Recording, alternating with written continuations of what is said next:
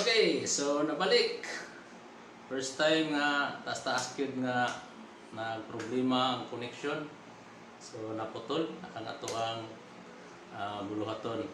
Pabisan pa ang ato ang pag-sharing karon. So stay tuned sa pagpaminaw sa pulong sa Ginoo. Salamat nga ato ang ipadayon karon ang pagpambit nini. Okay, so welcome sa mga kausa ang tanan. Diha sa inyong mga panimalay. Ato ang padayonon kining mao nga mensahe ay sa pag lakaw. Magpadayon ta sa pag share nining mga pulong sa Ginoo. So nahinay ang connection ganina. So naigamay ang kakulian.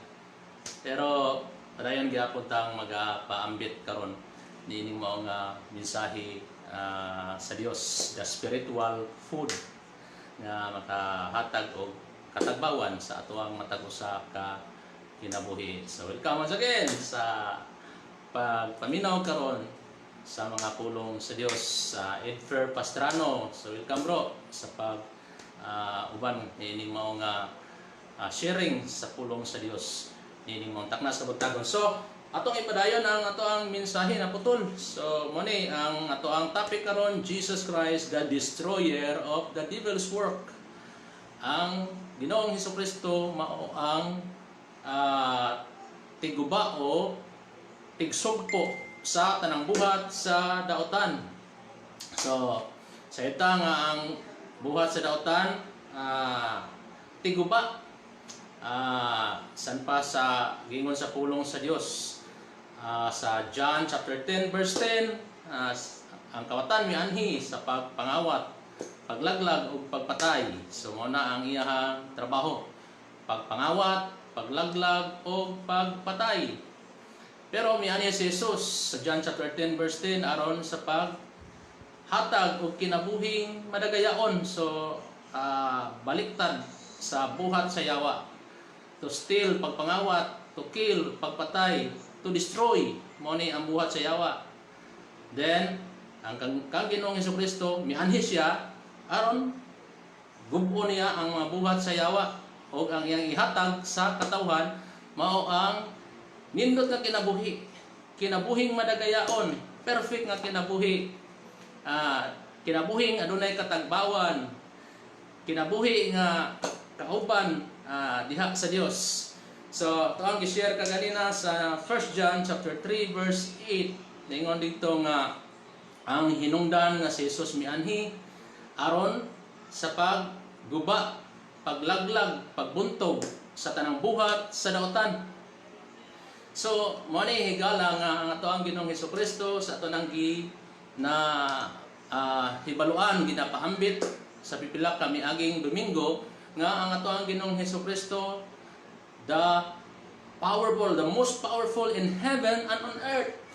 Siya ang pinakagamhanan sa tanan, sa langit o sa yuta. All, ingon na po sa Ginoo, all the power in heaven and on earth shall be given unto me. So ginahatag ngadto kang Ginoong Hesukristo ang tanang gahom sa langit o sa yuta. So higala unsa may buhat sa yawa o sa daotan, the devil's work. Ingon ang 1 John chapter 3 verse 8. Number 1, sinning, pagpakasala. So, mao ni ang trabaho sa yawa sa sinugdanan pa lang sa the book of Genesis nga maayo ang relasyon sa Dios o sa iyang binuhat sa tao nga iyang ginabuhat si Adan o si Eva. Nindot ang ilang fellowship, ang atmosphere, ang presence sa Ginoo uban kanila, ang joy, ang peace, uban kanila kay kauban man nila ang Dios sa tanaman sa Eden, sa paraiso. Wala na sila pangitaon pa nga nana kanila ang pagkaon, nana nila ang presensya sa Ginoo, perfect na lugar. Pero ato na ibaluan nga ang trabaho sa yawa gigamit pinaagi sa bitin nga nahimong gitintal sa pagpakasala si Adan ug si Eva. Nga pinaagi sa gidili sa Ginoo sa pagkaon sa bunga sa kahoy diha sa taliwala sa tanaman. Nga diin gidili sa Ginoo sa pagpakaon ngadto kang Adan ni Eva, then ang Yawa mitintal ngadto ni Adan ug ni Eva pinaagi sa bitin. Daging istorya ang bitin. Ang bitin nagsimbolo sa dautan o ni Satanas o sa Yawa. Nga diin iyang gitintal si Adan si Eva nga mukaon nining bunga sa kahoy. Nga diin gibawal sa Ginoo, gidili sa Ginoo. So sa lain bayan dasig niya ang tao nga musupak sa gusto sa Ginoo. So gusto niyang gubon ang kinabuhi sa tao, pinaagi sa pagpakasala. Gusto niyang gubon ang kinabuhi sa tao sa iyang relasyon nga sa Dios. Sa iyang fellowship, pakiguban sa Ginoo. So mao ni ang trabaho sa Yawa. Gusto sa Yawa nga ang tao magpakasala against God. Aron ang Ginoo dili maoy masunod silang sa kinabuhi sa tao. O gani hantod karon mao sa kini ang trabaho sa Yawa. Wala lang gihapon hunong nga gusto niyang ang mga tao magpadayon sa pagkakasala. Aron ang iyahang relasyon sa Ginoo maguba. Aron mahimo nga mawala ang ilahang maayong fellowship sa Ginoo, mapalayo sa presensya sa Dios. So mao ni nga atong naibaluan nga si Adan ug si Eva tungod kay natintal sila sa Yawa sa pagpakasala. Tungod niini nahilayo si Adan ug si Eva sa presensya sa Dios dito sa tanaman sa Eden. Then ang mga opportunities nga diin blessings nga diin naa ni atong maong lugar sa tanaman sa Eden sa paraiso nahimong nalayo. Gipahawa si Adan ug si Eva tungod niining maong sala nga diin nahimong nakaguba sa relasyon sa tao sa relasyon ni Adan ug Eva ngadto sa Dios. So mao ni ang trabaho. The devil's work is to let the people keep on sinning. Aron ang mga tao magpadayon sa pagpakasala. So mao ni ang trabaho sa Yawa. Wala lang gyapon maputol hangtod karon gikan pa kang Adan o bisan pa hangtod sa atong panahon karon nga mao na ingon na puno sa Ginoo nga tungod kang Adan mi sulod ang sala dinhi sa kalibutan. So higala ato ning bantayan ang trabaho sa Yawa. Sa sinugdanan pa lang gusto niyang ang tao magpakasala. Gusto niya ang tao nga kawato niya still ang 1 John chapter 3 John chapter 10 verse 10 nga mianhi ang kawatan sa pagpangawat sa may kawato niya sa kinabuhi sa tao. So kawato niya ang atong maayong relasyon sa Dios. Kawato niya ang ato ang gubon o kawato niya ang ato ang maayong kahimtang diha sa Ginoo. Kauban ng Ginoo, kalinaw, kawato niya sa itong kinabuhi. Nga, mahimong moadto ta sa pagpakasala o mahimong ang atong kinabuhi pati na ang dagan wala nay kalinaw panaghiusa diha sa Dios. So, mao ni ang trabaho sa Yawa. Kawato niya ang unsay gipiyal sa Ginoo kanato. Ang mga opportunity nga iyang hatag o gigahin para sa tao. Mao na nga si Adan o si Eva nahimong sama gikawat sa Yawa ang panalangin sa Ginoo ngadto kanila bisan pa dito sa tanaman sa Eden sa paraiso. Tungod sa sala nahimong nahilayo sila. Niadtong maong opportunities, niadtong maong blessing uban sa Ginoo sa presensya sa Dios. So gikawat sa Yawa ang mga panalangin, mga kaayuhan nga alang unta sa tao. So mao ni ang trabaho sa Yawa. Gusto niya nga ang tao magpakasala aron makawat niya kung unsay mga kaayuhan na diin alang sa tao, na diin gihatag sa Dios, gipiyal sa Dios ngadto sa tao. So higala mao gini ang trabaho sa Yawa, pagpakasala. Gusto niya magpakasala ang tao. Kawato niya ang mga opportunities, kahigayunan, blessings nga gipiyal sa Dios diha sa tao. Then unsa pa ang trabaho sa yawa? To steal, to kill, pagpatay. So, ang trabaho sa yawa gusto niyang patyon, patyon ang atong pagtuo sa Dios, patyon ang atong relasyon sa Dios. So unsa pa'y gustong sa yawang patyon? Patyon ang atong kadasig diha sa Ginoo. Nga tintalon ta sa pagpakasala aron ang atong kadasig sa Ginoo mawala. Ang atong relasyon sa Ginoo mawala. O maglunang ta sa pagpakasala gusto ni sa yawa nga makita sa Ginoo nga iyon ang Biblia nga dunay ang tao kung nagpapakasala, iyon ang Ginoo daw sama sila sa patay at tubangan sa Dios. So patay ang ilang relasyon sa Ginoo, patay ang ilang pagtuo sa Dios. Patay bisan pa ang ilang fellowship sa Ginoo. So mao ni ang trabaho sa yawa. Ang pagpakasala, to steal, pagkawat, kung unsay gipiyal sa Ginoo, mga kayuhan nato kanila, to kill, pagpatay, and to destroy. Trabaho sa siya, gubo niya ang kinabuhi sa tao, physically and spiritually. So si Adan o si Iba, giguba niya physically. Ang tao sa unang panahon, dili paunta masakit. Dili paunta mo batig sakit. Perfect ang kinabuhi sa tao sa unang panahon. Pero karon, matungod sa sala, mahimo na ang tao masakit. Mahimo na ang tao nga mubati, bisan pa og balatian. So gubon sa yawa, pinaagis sa bisyo. Gubon sa yawa ang kinabuhi sa tao physically. So, higala trabaho ni sa yawa ang pagpatay, labi na sa espirituhanon nga kinabuhi sa tao. Nga ingon ang puno sa Ginoo nga, sa diha ingon ang Ginoo ngadto kang Adan og niiba ayaw kong pagkaon sa bunga sa kahoy nga naa sa taliwala. Kay kung mukaon ka mo, mamatay ka mo.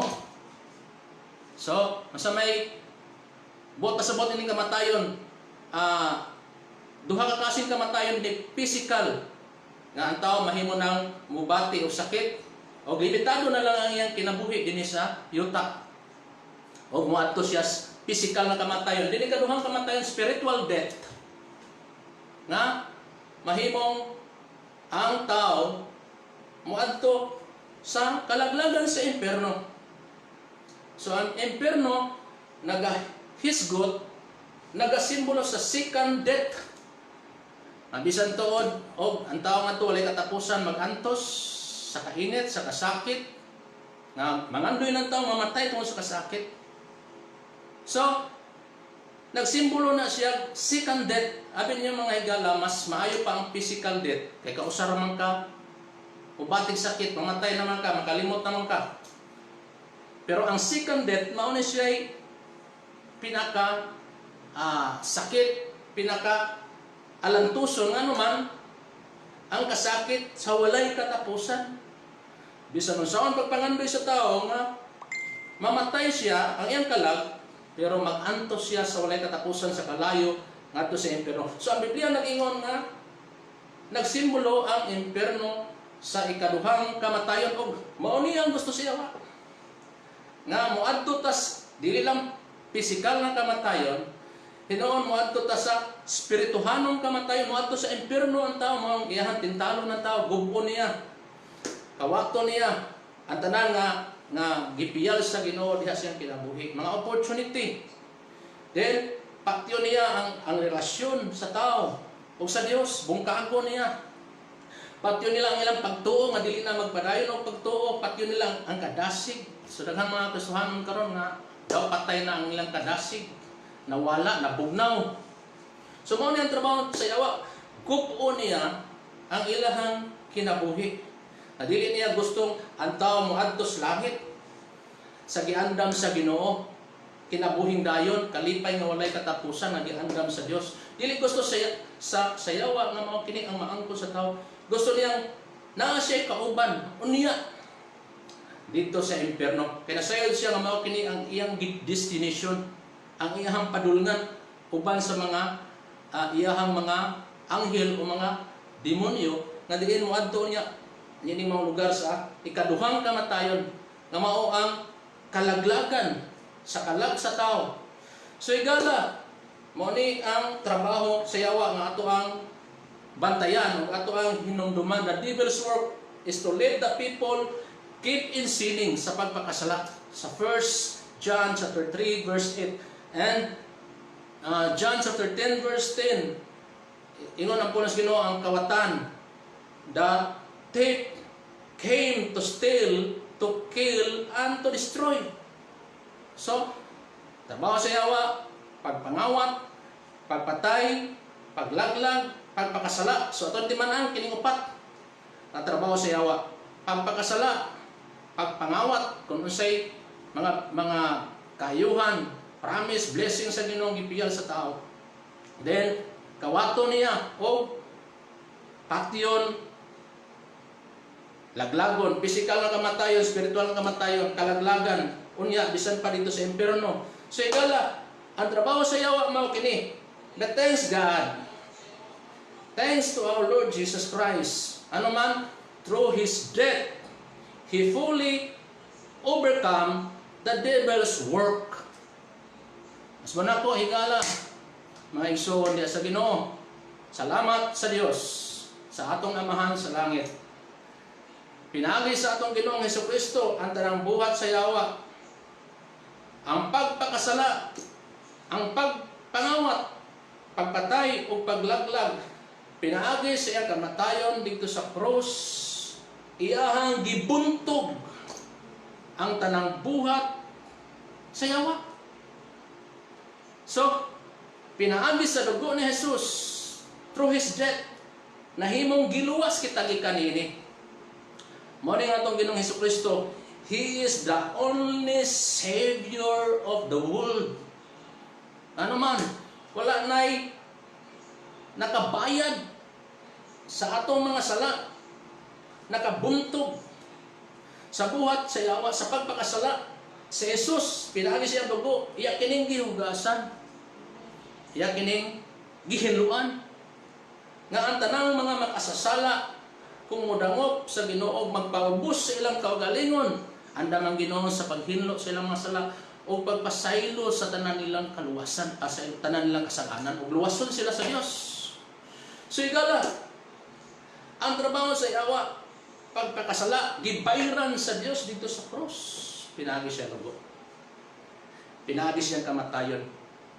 Ang blessing nga gitagana sa Dios ngadto sa katawhan, pinaagi niini gikaawat sa yawa tungod sa pagpakasala. Ang Ginoo nagbalik niini, pinagi siya kamatayon dito sa cross. Ana ay pagsaad niya bisan pa sa kinabuhing walay katapusan, sa kinabuhing madagayaon, nga unya fully ibalik sa Ginoo ang paraiso, ibalik sa Ginoo ang Garden of Eden ngadto sa mga katauhan nga nagtuo kaniya. Neto mga katauhan nga nakikiusap kang Ginoong Hesukristo, mao kini ang saad sa Ginoo niadtong mudangop kaniya, mo surrender sa ilang kinabuhi kaniya diha sa pagtuo kang Hesus. Mahimong ang gikawat sa yawa dito sa paraiso nga nahimong si Adan o si Eva, nahawa niya ito maong dapit. Mahitabuon niya nga mabalik sa Ginoo ang mga katawhan, ang iyang mga anak sa pagpuyo ni maong dapit, ang langit, ang paradise, nga gihimo ni Jesus nga pinaagi sa iyang kamatayon dito sa krus. Nahimong nabalik ang gikawat sa yawa. Nagsaad ng Ginoo sa kinabuhing walay katapusan. Nagsaad ng Ginoo langit niadtong nagatuo diha kaniya. So igala, through Jesus Christ's death on the cross, He fully overcome the devil's work. Ang sala di pasaylo, pinagis kamatayon ni Kristo Jesus dito sa cross. Ang mga gikawat sa yawa nga mga opportunity, kinabuhing walay katapusan kay dito sa paraiso, sa Garden of Eden, wala may kamatayon dito. So ibalik ni sa Ginoo everlasting life and joy ang peace, ang love, uban sa presensya sa Ginoo, ibalik ni sa Ginoo ang gikawat sa yawa. So igala, mao kini ang maayong balita nga gibuhat ni Jesus sa mga katauhan nga ang trabaho sa yawa, mapakasala ang tao, ikawat sa yawa ang mga kaayuhan sa tao nga gi-offer na to kanila gikan sa Dios. Then bisan pa ang pagpatay, mao kini ang trabaho sa yawa. Pero ang Ginoong Hesus mingon ang pulong sa Ginoo sa John chapter 10 verse 10 nga mianhi si Jesus aron kita makabaton sa kinabuhing walay katapusan, life. So the works of the devil is to kill, but through the death of Jesus Christ on the cross, He gave us life. Nahatag siya kanato kinabuhing walay katapusan. Not to kill. Dili ta sa walay katapusan mo adto unya sa kamatayon. Bisan pa kining lugar sa impyerno mao ni siya ang simbolo sa ikaduhang kamatayon. Pero higala si Jesus Christ pinagi siya kamatayon dito sa cross sa dihang mutuo ta kaniya. Ingon ang pulong sa Ginoo, He will give us an everlasting life in heaven. So, salamat sa Dios nga ang buhat sa yawa iyang giguba, gibuntog. Sa trabaho sa yawa to destroy. Pero through the death of Jesus Christ, He make us whole. Iyahang ang naguba nga kinabuhi nato tungod sa sala. Pero ingon ang pulong sa Ginoo, He make us perfect in His sight. Sa mata sa Ginoo, nahimo kitang hingpit at tubangan sa Dios. Wala na panumbalinga sa Ginoo ang ato ang pagkabati kaniadto. Ang ato ang pagkadili angayan kaniadto. In the sight of God, through faith in the Lord Jesus Christ, we become righteous. We become perfect in the sight of God through the death of our Lord Jesus Christ on the cross. So, thanks God for the good news. Nga, the works of the devil is to let the people keep sinning, to steal, to kill, and to destroy.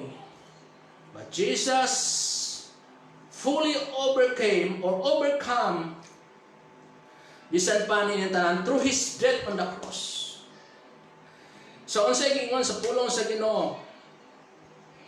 Kato bang giingon sa Genesis chapter 3 verse 15 nga nagingon ang pulong sa Ginoo dito nga ang bitin mukaon mupaak sa tiil sa tao, pero ang babay o ang kaliwat sa babay mutunog sa ulo sa bitin. So, kung sa may ibot, pasabot ini siya nagsimbolo sa atong Ginoong Hesukristo kaliwat sa babay nga pinaagi sa kamatayon niya sa cross sa maggibuntog niya, gitumba niya ang ulo sa bitin na mao ang yawa, ang gahom sa yawa. So sama ra ngayon ani ang kahintang higala nga nagtuo ang yawa nga sa dihang padulong na si Ginoong Hesukristo gilatos giludan daghang mga samad sa lawas niya dito sa cross. Then gidugkal ang kilid sa atong Ginoong Hesukristo, gilatos, gilatigo hantod nga miadto sa kamatayon. Ang atong Ginoong Hesukristo nagtuo ang yawa nga siya mo'y daog mibuntog sa atong Ginoong Hesukristo. Labi na nga sa dihang atong Ginoong Hesukristo namatay og gilubong, nagtuo ang yawa nga alang kaniya nagmadaugo na siya. Pero salamat sa Dios nga bisan pa dito sa lubnganan wala magkapugong ang kamatayon. Dito sa lubnganan Ingon ang pulong sa Ginoo na abli ang lubnganan ng pultahan. O nabanhaw ang atong Ginoong Hesukristo gikan sa mga patay. Ingon ang pulong sa Dios. So higala ang pagkabanhaw sa atong Ginoong Hesukristo gikan sa mga patay, naghulagway kini siya dakong kadaugan batok sa yawa, batok sa buhat, sa mga buhat sa yawa, sa sala, sa pagpatay, sa paglaglag, sa pagguba. So, gibuntong ni Jesus Christ, pinaagi siya kamatayon nito sa krus, o pinaagi sa iyang paglubong o pagkabanhaw, nagpakita kini sa dakong kadaugan sa atong Ginoong Hesukristo, batok sa yawa. O karon higala, ang atong Ginoong Hesukristo hingpit ka nagpadaugon, atuwa karon sa langit, naglingkod sa trono, kauban sa Amahan. So, it's a sign of victory. Bisan pa, batok sa tanang buhat sa yawa, na si Jesus Christ nagpadaugon, gibuntog niya kining tanan. So higala, ingon ang pulong sa Dios, bisan pa, sa Romans chapter 8 verse 31 nga ang ato ang pagkighiusa usab diha kang Ginoong Hesukristo mausab kini maghatag kanato kadaugan. Mausab kini maghatag kanato og mahimong ingon nga midaog si Jesus. Batok sa yawa. Batok sa mga buhat sa yawa. O dautan. Dingon ang pulong sa Ginoo. In Romans chapter 8 verse 31, if God is with us, who can be against us? Kung dapig ka nato ang Diyos, uban ka nato ang Diyos, kinsa may makigbato ka nato. Diha sa Romans chapter 8, nagingon diha, ang kamatayon ba? Ang mga langit doon mga punuan? Apil na diha ang yawa, ang mga demonyo, ug ang mga buhat. So, higala mahimo usab kitang magmadaugon diha kang Ginoong Hesus, diha sa Dios. So, unsa ka importante nga atong pagtuo sa Ginoo ato ang ampingan. Ang atong relasyon sa Ginoo ato ang padayunon. Nganuman kung kita nakihiusa pagpadayon diha sa Ginoo, then mahimo usab kitang magmadaugon sama sa ato ang Ginoong Hesukristo. If God is with us, who can be against us? Sa lain bayan igsoon kung malayo ang Ginoo sa itong kinabuhi, then usay dangatan kapadulngan sa itong kinabuhi. Yung po sa Ginoo, walay kapuslanan. Kung wala ako, wala kamoy mahimo. So higala, importante kanunay ang pakighiusa sa Dios diha sa pagtuo kang Ginoong Hesukristo. Ingon ang Romans chapter 8 verse 37, through Christ we are more than conquerors. Diha kang Kristo, labaw pa kitang mananaog. So ingon lagi buntong ni Jesus Christ, ang buhat sa yawa, ang pagpakasala, ang kasalanan dito sa cross, ang pagkawat sa mga opportunity, privilege, mga panalangin sa Ginoo nga iyahang gipiyal sa tao dito sa cross, gibuntog kini sa iyawang nga mahimong gibuntog kini sa atong Ginoong Hesukristo nga mahimong mahibalik na bisan pa masaad sa Ginoo sa kinabuhing dayon sa langit. Niya tumutuo kaniya. Ang kamatayon gibuntog sa yawa sa atong Ginoong Hesukristo. Nga trabaho sa yawa, ang pagpatay, paglaglag, gibuntog kini sa atong Ginoong Hesukristo dito sa cross. Ingon nga si Jesus, kompletong nagmadaugon dito sa cross. Pinagi siya kamatayon, pinagi siya paglubong, o pinagi siya pagkabanhaw, karon naglingkod siya sa trono, kauban sa Amahan dito sa langit. Ingon nga nagmadaugon si Jesus, kadto sa nga nagtuo sa atong Ginoong Hesukristo, nakighiusa sa atong Ginoong Hesukristo, they are also more than conquerors. Labaw pa usab silang mananaog sama nga si Ginoong Hesukristo nagmadaugon. So higala, mga igsoon diha sa Ginoo, padayon sa imong pakighiusa o pagtuo sa atong Ginoong Hesukristo, kay mauusab kini ang maghatag kanimo dakong kadaugan sa imong kinabuhi niining kinabuhi og sa sunod nga kinabuhi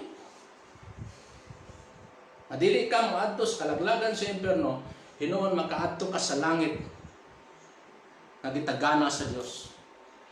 Higala ang buhat sa yawa hantod karon wala pa mahuman dili pa gid nagpadayon pa siya dinhi sa kalibutan sa pagtintal sa pagpakasala.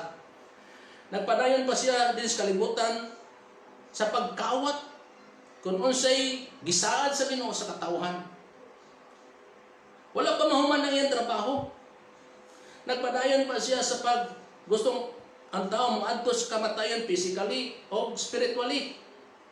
Ang tao makauban niya dito sa impierno. Ang yawa wala pa mahuman sa iyang trabaho dinhi sa yuta, dinhi sa kalibutan to destroy. I-destroy niya ang atong spiritual nga kinabuhi, ang atong pagtuo, ang atong relasyon sa Ginoo. Gupo niya. Wala pa mahuman ang yawa gani. Nag-double time pa ang yawa hantod sa atong panahon karon.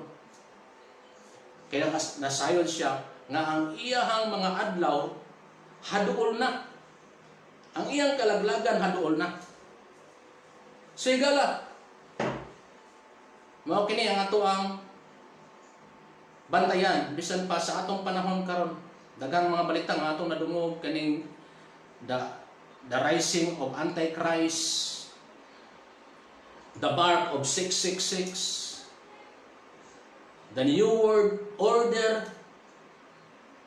one world government. So kini mga butang nga mao kini ang plano sa yawa din sa kalibutan nga muhari siya ingon nga as an antichrist gamiton niya ang mga tao nga sa sumala pa sa mga balita adunay mga secret organization adunay mga secret plan nga ang mga tao mahimong nga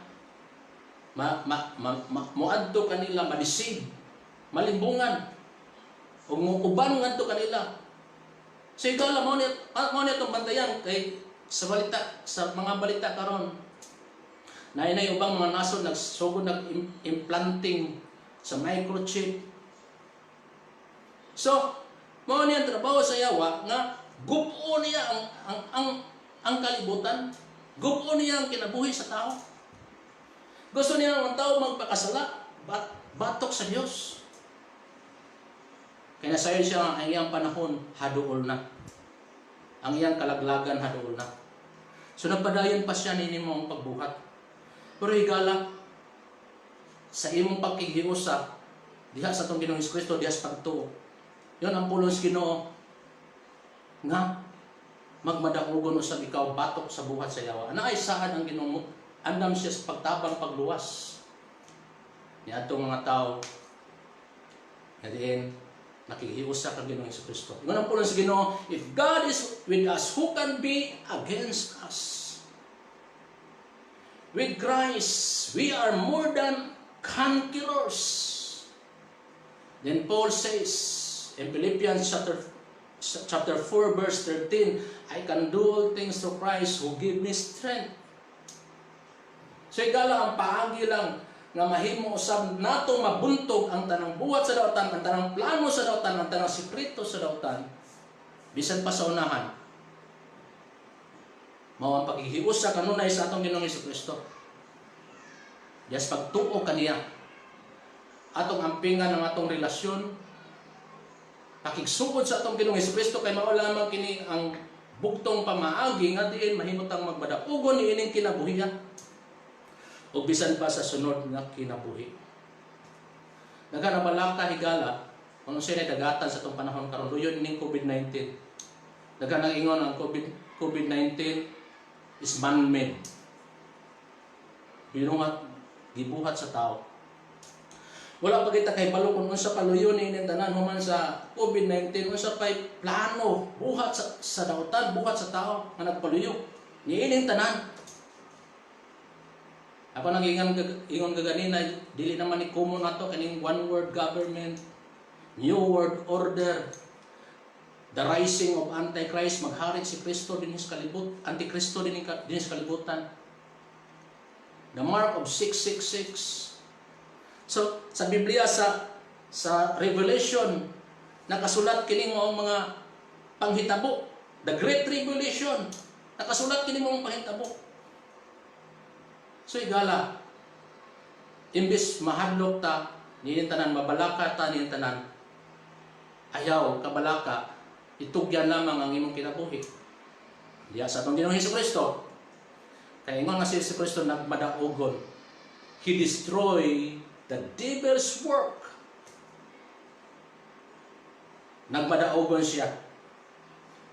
Then kita po, nga nagtuo sa atong Ginoong Hesukristo, yun ang punos Ginoo, we are more than conquerors.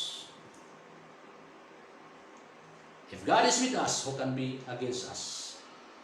Higala lang asa lang kanunay, i-press ko lang kanunay yung pagtuog relasyon sa Diyos. Patubuha, palambuha ang imuhang relasyon o pagtuo sa Diyos. Yan ang punos Ginoo, ayaw ka mong kabalaka.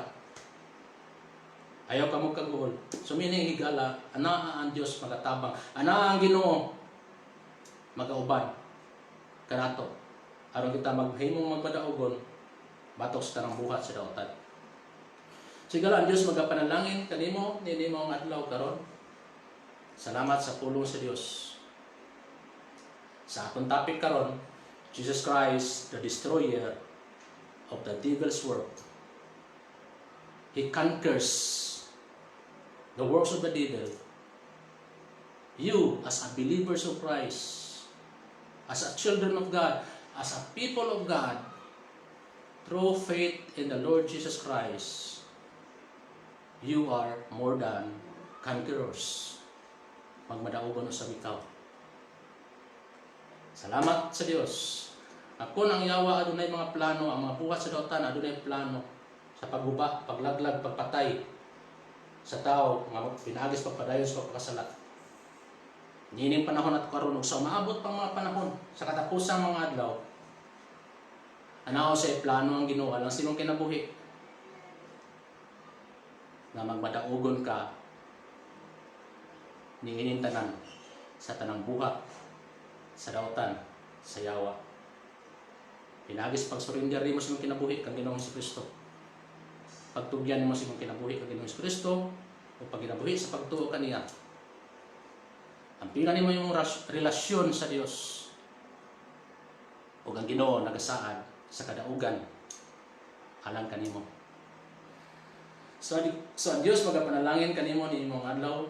Salamat sa imuhang pag-uban kanamo sa pagpaminaw sa pulong sa Ginoo ni imong buntagon. Ako naglaom nga unta makadasig kini kanimo. Makalig-on kini mo mensahe karon nga ato ang ginaambitan. Isulat kini sa imong kasing-kasing ug sa imong hunahuna. Nga naay Ginoong Hesukristo na nagbuntog sa tanang buhat sa daotan. Sa atong panahon karon ug sa maabot pang mga panahon sa katapusang mga adlaw. Akon ikaw makighiusa kang Ginoong Hesukristo dias pagtuo ug pakigrelasyon kaniya, mahimo sa ikaw makabuntog sa tanang buhat sa daotan ug mananaog. Ang Dios magapanalangin kanimo higala ni nimong adlaw. Magampo kita kaniya, ni nimong kabuntagon atong isurrender atong tibok kinabuhi kaniya. Kinsa ka man karon nga naminaw sa pulos Ginoo. Uban sa imong pamilya, isurrender ang imong kinabuhi sa atong Ginoong Hesukristo. Kay diha kaniya kang Hesukristo lamang adunay kasiguruhan. Diha kang Ginoong Hesukristo lamang makaplagan ang tinuod nga kaluwasan. Diha kang Ginoong Hesukristo lamang mapasaylo ang tanan nimong sala, ang tanan natong sala. Diha kang Ginoong Hesukristo lamang adunay paglaom, mga saad ang Dios, kinabuhing dayon, langit. Diha kang Ginoong Hesukristo lang mahimong hingpit ang imong kinabuhi. Perfect ang imong kinabuhi. Kay pinaagi siya kamatayon dito sa cross. Pinaagi siya ang dugo. Naghimo kining hingpit kanimo nga nagtuo kaniya, nakigliusa sa atong Ginoong Hesukristo. Surrender na imong kinabuhi kaniya. Yan imong adlaw. Ihatag imong kinabuhi kaniya kung doon na may nahimo nimo sala, pangayo ipasaylo ang Ginoo, ang Ginoo matinud-anon. ug andam sa pagpasaylo sa tanan nimong mga sala. Ang pingi iusaha ang imong paghigugma, pakigrelasyon sa Dios bisag pa nimong adlaw. Magampo kita basin ng pamilya, mag-usa kita diha sa Dios sa pagdangop kaniya, pagtugyan sa atong kinabuhi kaniya. Amahan na mo na sa langit o Dios, uban sa buktong mong anak nga among Ginoong Jesucristo, aniya kami o Dios, nagaduol kanimo ug ipaubos namo ang among kaugalingon. Among gisurrender kanimo ang tanan ni mga adlaw o Dios. Salamat sa imong pagagamhanan sa langit ug sa yuta, walay sama kanimo Ginoong Hesus. Salamat na ikaw ibuntog sa tanang buhat sa yawa. Pinaagis imong kamatayon dito sa krus na hingpit ang imong pagdaog sa tanang buhat sa dautan. O salamat usab Ginoo sa kahigayunan nga sa dihang moduol kami kanimo, pinaagis pagtuo kanimo Ginoong Hesus. Ug sa pakihiusa kanimo, pakigrelasyon kanimo Ginoo. Sa panimong adlaw Dios, naghatag ikaw kanamong kasiguruhan nga kami usab mahimong magmadaogon batok sa dautan, batok sa yawa. Sa Ginoong Hesus among gisurrender kanimo ang among kinabuhi, kay among gilaw wala kami mahimo kung wala ikaw Ginoo. Pero sa among pakighiusa kanimo Ginoong Hesus, ingon imong pulong, if God is with us, who can be against us? In Christ Jesus, we are more than conquerors. Lord, salamat Lord na pinagi lamang sa pagtuo kanimo ug pakighiusa kanimo Ginoong Hesus. Magmadaogon kami nining kinabuhi bisan pa sa sunod nga kinabuhi. Lord, ang yawa, ang dautan, adunay mga plano, mga secret plan. Pero salamat o Dios nga walay mga butang nga wala nimo hibaluin Ginoo, because you are all-knowing God. Salamat Lord na ikaw ang sinugdanan ug bisan pa ang katapusan na nakahibalo sa tanan. Ug salamat o Dios na ikaw sa Ginoo magatabang ka namo bisan pa ning tanang mga butang, dalaygon ka sa walay katapusan ng Dios. Panalangin ni Ginoo ang tanan nga naminaw sa imong pulo, mga pamilya, ikaw Ginoo magauban kanamo tanan ng Dios. Lord, pasayloa usab kami, tibok namo uban sa among pamilya Ginoo, sa among mga sala. Amo kini gipaubos imong tubangan ang tanan ng Dios ini mao adlaw. Salamat sa imong grasya. Pinagi sa imong kamatayon dito sa krus. Salamat sa imong gugma sa among matag usaw Dios. Dalaygon ka sa walay katapusan Ginoo nini mao adlaw Dios. Nagampo usab kami amahan kun dunay bay pilmiro niini mao adlaw nga naminaw simpulong panalangin ni sila o Dios. Kun dunay man Ginooy mga relasyon nga naguba, naputol, diha kanimo Ginoo ibalik pagdugtong Ginoo, pinagis pagtuo kanimo Ginoo Hesus. Kung aduna may nini mao adlaw karon nga wala pay relasyon sa Ginoo, wala pay pagtuo sa Ginoo, dawata si Jesus sa imong kinabuhi nini mao adlaw. Nga na Ginoo manluluwas. Pareha siya sa imong kasing-kasing nini mao adlaw. Ang Dios gamhanan amuluwas kanimo. Yes Lord. Kano do naman sa mga balatian nini mao adlaw karon nga nagatan-aw, ang Dios mag-aayo bisan pa kanimo tuhoy siya nga siya gamhanan bisan pa pag-ayo sa imong balatian. In the name of Jesus. Kung adun naman bisan pa anaay mga panginahanglan karon, ang Dios magatagbo sa imong panginahanglan, dili mo kabuntagon. Pasalamati ang Dios kasi siya maayo bisan pa sa imong kinabuhi kung nagadungog sa imong mga pag-ampo. Kay gamhanan siya bisan pa sa imong kinabuhi ug sa imong pamilya nini mong adlaw. Yes Lord, amo kang gipasalamatan ni mga adlaw karon Ginoo sa imong pulong ug sa imong pagtubag sa among mga pag-ampo. Dalaygon ka sa walay katapusan. Among gitugyan, among gisalig kanimo ang tanan, dungog himaya kanimo lamang ang Dios. In the name of Jesus Christ, and everybody says Amen and Amen. God bless us all. So, salamat sa inyong pagpaminaw. Bisan pa sa pulong sa Ginoo, kung wala pa mo mag-comments, likes, pwede mo mag-comments, then i-share ninyo kining maong video para sa makita kini ngadto sa ban. Kaysa dihang imo kining i-share sa mga usab nga ikaw may nag-share sa pulong sa Ginoo ngadto kanila mahitungod sa atong Ginoong Hesukristo. So, Dios pagapanalangin kanatong tanan nining maong adlaw. See you next time sa atoang online FB. Padayon na to, samtang wala pa ta moadto sa physical nga panagtigom, padayon na tong buhaton kini bisan pas kahimayaan sa Ginoo. So God bless kanatong tanan nilong adlaw. Salamat sa Dios.